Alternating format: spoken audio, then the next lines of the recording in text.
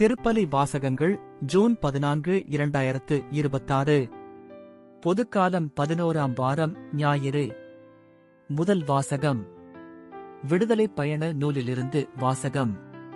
அந்நாள்களில் இரபிதீமிலிருந்து பயணம் மேற்கொண்ட இஸ்ரேல் மக்கள் சீனாய் பாலை நிலத்தை வந்தடைந்து பாலை நிலத்தில் பாளையம் இறங்கினர். அங்கே மலைக்கு முன்பாக இஸ்ரேலர் பாளையம் இறங்கினர். ஆனால் மோசே கடவுளிடம் ஏறிச் சென்றார். அப்போது ஆண்டவர் மலையினின்று அவரை அழைத்து, யாக்கோபின் குடும்பத்தார்க்கு நீ சொல்ல வேண்டியது, இஸ்ரேல் மக்களுக்கு நீ அறிவிக்க வேண்டியது இதுவே: நான் எகிப்திற்குச் செய்ததையும் கழுகுகளின் இறக்கைகளின் மேல் உங்களை ஏந்தி என்னிடம் வந்து சேரச் செய்ததையும் நீங்களே கண்டீர்கள். நீங்கள் என் வார்த்தைக்கு செவிசாய்த்து என் உடன்படிக்கையை கடைபிடித்தால் அனைத்துலகம் என் உடைமையே எனினும் நீங்களே எல்லா மக்கள் இனங்களிலும் என் தனிச் சொத்தாவீர்கள். மேலும் எனக்கு நீங்கள் குருத்துவ அரசாகவும் தூய மக்களினமாகவும் இருப்பீர்கள். ஆண்டவரின் அருள்வாக்கு. இறைவா, உமக்கு நன்றி. பதிலுரை பாடல். பல்லவி. நாம் அவர் மக்கள், அவர் மேய்க்கும் மாடுகள். அனைத்துலகோரே, ஆண்டவரை ஆர்ப்பரித்து வாழ்த்துங்கள். ஆண்டவரை மகிழ்ச்சியுடன் வழிபடுங்கள். மகிழ்ச்சி நிறை பாடலுடன் அவர் திருமுன் வாருங்கள். பல்லவி. நாம் அவர் மக்கள், அவர் மேய்க்கும் மாடுகள். ஆண்டவரே கடவுள் என்று உணருங்கள். அவரே நம்மை படைத்தவர். நாம் அவர் மக்கள், அவர் மேய்க்கும் மாடுகள். பல்லவி. நாம் அவர் மக்கள், அவர் மேய்க்கும் மாடுகள். ஏனெனில் ஆண்டவர் நல்லவர், என்றும் உள்ளது அவர்தம் பேரன்பு, தலைமுறை தோறும் அவர் நம்பத்தக்கவர். பல்லவி. நாம் அவர் மக்கள், அவர் மேய்க்கும் மாடுகள். இரண்டாம் வாசகம். திருத்தூதர் பவுல் உரோமையருக்கு எழுதிய திருமுகத்திலிருந்து வாசகம். சகோதரர் சகோதரிகளே, நாம் இறைப்பற்று இன்றி வலுவற்று இருந்தபோதே குறித்த காலம் வந்ததும் கிறிஸ்து நமக்காக தம் உயிரைக் கொடுத்தார். நேர்மையாளருக்காக ஒருவர் தம் உயிரைக் கொடுத்தலே அரிது. ஒருவேளை நல்லவர் ஒருவருக்காக யாரேனும் தம் உயிரைக் கொடுக்கத் துணியலாம். ஆனால் நாம் பாவிகளாய் இருந்தபோதே கிறிஸ்து நமக்காக தம் உயிரைக் கொடுத்தார். இவ்வாறு கடவுள் நம்மீது கொண்டுள்ள தம் அன்பை எடுத்துக் காட்டியுள்ளார்.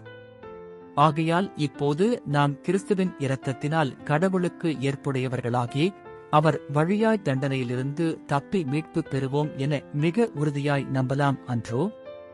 நாம் கடவுளுக்கு பகைவர்களாயிருந்தும் அவருடைய மகன் நமக்காக உயிரைக் கொடுத்ததால் கடவுளோடு ஒப்புரவாக்கப்பட்டுள்ளோம். அப்படியானால் ஒப்புரவாக்கப்பட்டுள்ள நாம் வாழும் அவர் மகன் வழியாகவே மீட்கப்படுவோம் என மிக உறுதியாய் நம்பலாம் அன்றோ? அது மட்டும் அல்ல, இப்போது கடவுளோடு நம்மை ஒப்புரவாக்கியுள்ள நம் ஆண்டவர் இயேசு கிறிஸ்துவின் வழியாய் நாம் கடவுளோடு உறவு கொண்டு பெருமகிழ்ச்சி அடைகிறோம். இம்மகிழ்ச்சியை நமக்கு தருபவர் கடவுளே. ஆண்டவரின் அருள்வாக்கு. இறைவா, உமக்கு நன்றி. நற்செய்திக்கு முன் வாழ்த்துலி. அல்லேலுயா, அல்லேலுயா. இறையாட்சி நெருங்கி வந்துவிட்டது. மனம் மாறி நற்செய்தியை நம்புங்கள். அல்லேலுயா. நற்செய்தி வாசகம்.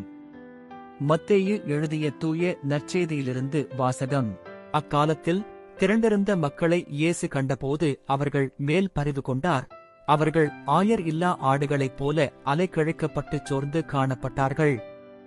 அப்பொழுது அவர் தம் சீடரை நோக்கி, அறுவடை மிகுதி, வேலையாள்களோ குறைவு. ஆகையால் தேவையான வேலையாள்களை தமது அறுவடைக்கு அனுப்பும்படி அறுவடையின் உரிமையாளரிடம் மன்றாடுங்கள் என்றார். இயேசு தம் சீடர் 12 தம்மிடம் வரவழைத்தார். தீய ஆவிகளை ஓட்டவும் நோய் நொடிகளை குணமாக்கவும் அவர்களுக்கு அதிகாரம் அளித்தார். அத்திருத்தூதர் 12 பெயர்கள் பின்வருமாறு: முதலாவது பேதுரு என்னும் சீமோன், அடுத்து அவருடைய சகோதரர் அந்திரேயா, செபதேயுவின் மகன் யாக்கோபு, அவருடைய சகோதரர் யோவான், பிலிப்பு, பர்த்தலமேயு, தோமா, வரிதண்டினவராகிய மத்தேயு, அல்பேயுவின் மகன் யாக்கோபு, ததேயு, தீவிரவாதியாய் இருந்த சீமோன், இயேசுவை காட்டிக் கொடுத்த யூதாசு இஸ்காரியோத்து. இயேசு இந்த 12 அனுப்பிய போது அவர்களுக்கு அறிவுரையாக கூறியது: பிற இனத்தாரின் எப்பகுதிக்கும் செல்ல வேண்டாம். சமாரியாவின் நகர் எதிலும் நுழைய வேண்டாம். மாறாக வழி தவறிப்போன ஆடுகளான இஸ்ரேல் மக்களிடமே செல்லுங்கள். அப்படிச் செல்லும்போது விண்ணரசு நெருங்கி வந்துவிட்டது என பறைசாற்றுங்கள். நலம் குன்றியவர்களை குணமாக்குங்கள், இறந்தோரை உயிர் பெற்றெழச் செய்யுங்கள், தொழுநோயாளரை நலமாக்குங்கள், பேய்களை ஓட்டுங்கள், கொடையாகப் பெற்றீர்கள், கொடையாகவே வழங்குங்கள். ஆண்டவரின் அருள்வாக்கு. கிறிஸ்துவே உமக்கு புகழ்.